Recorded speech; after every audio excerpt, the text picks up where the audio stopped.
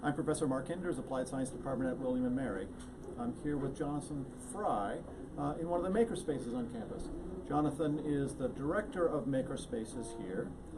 We have a bunch of Makerspaces on campus. They're centrally funded, but we have them physically spread around campus so that it's maximally convenient for students, I suppose maximally inconvenient for the person who's trying to track down lost screwdrivers or whatever. The Makerspaces are open to the entire campus community, undergraduate students, graduate students, arts students, science students. The point is we want these to be places where people can come together and use modern tools to make their projects, to do their research, maybe just do something for fun, and interact with other people from other departments that they might not meet otherwise. Maybe Jonathan, you could tell us a little bit about what you did in Richmond before you came here, what, 2 years ago?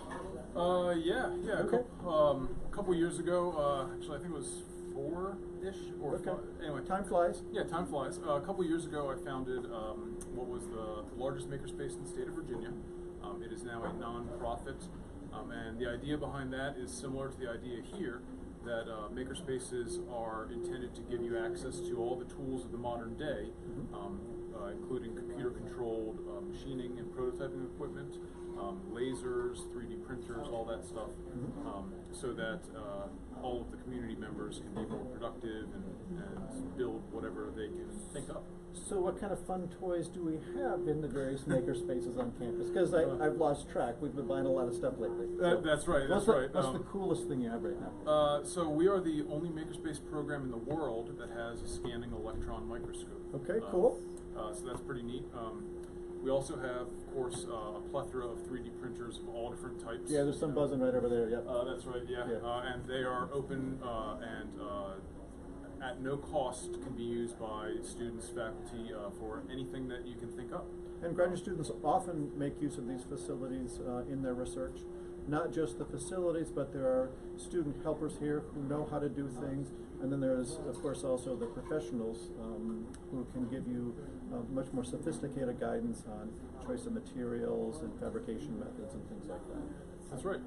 Yeah, we've set up an excellent team here that ad hoc, if you want to learn how to become a machinist, you can come on in and learn how to do that. If you want to learn how to do laser welding of plastics, you can come in and do that. So the goal is, of course, to enable everyone to create whatever ideas they have. Yeah, and we also, in the undergraduate curriculum, one of the courses that Jonathan teaches several sections of is named Introduction to Engineering, and sort of a gatekeeper course in undergraduate engineering program. And there he gets lots of people, both students who want to do engineering and who just want to learn about it, to come and learn how to apply engineering and design principles to problems in the real world. So, I brought some artifacts from the old days. So, this one is hand carved. Hand carved. For this project, John Companion is a very talented artist and gadgeteer in my group, and he hand carved that. And then here, this one is computer designed and 3D printed 1998. Now, in the 90s, you could do rapid prototyping and 3D printed and things like that, but individuals didn't do that. You sent off your CAD design, and a few of these came back in the mail, and they were god-awful expensive, but so cool. It's a fairly complicated shape.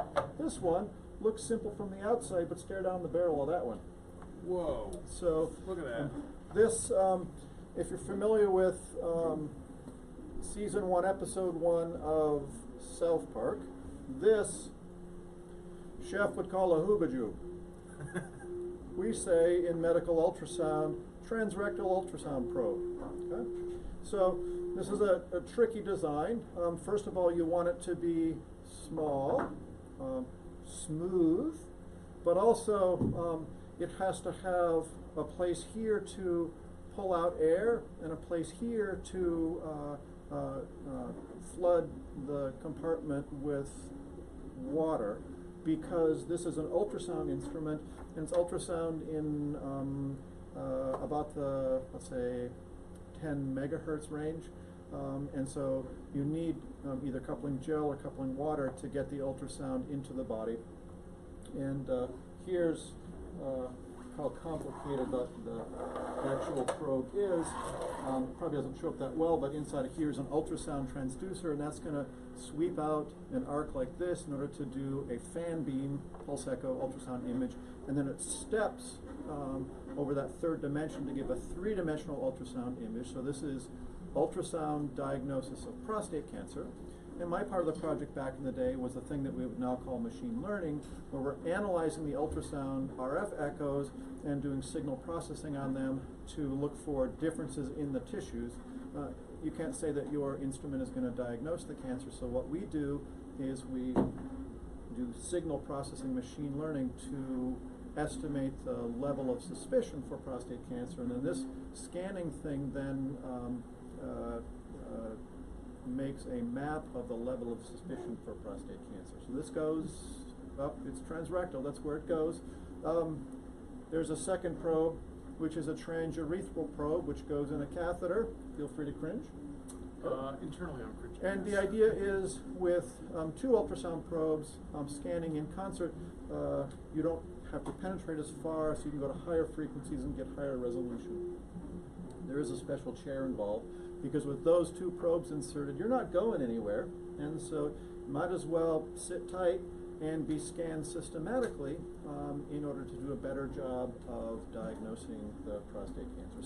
So we were working with a small local company that had quite a lot of funding to develop this, and the engineering prototyping firm that built the clinical prototype for them, nothing worked. And so we got called on to make the hardware and the software work to operate the system. And one of the concepts was, so there's a complicated mechanical movement, two stepper motors attached here, and they're rotating the thing, and one moves the probe up and down on the z-axis, and the other one rotates it back and forth to do the pulse echo measurement. But for some reason in the original design, for comfort, they wanted what they called a nodding motion here.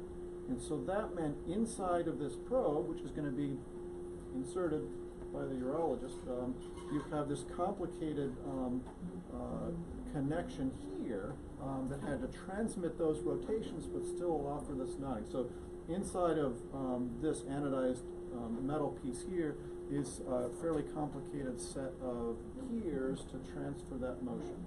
Wow. I never knew comfort was so complex. Yeah, and so the punchline to this joke is with the transrectal and the transurethral probe inserted, the urologists still call that non-invasive.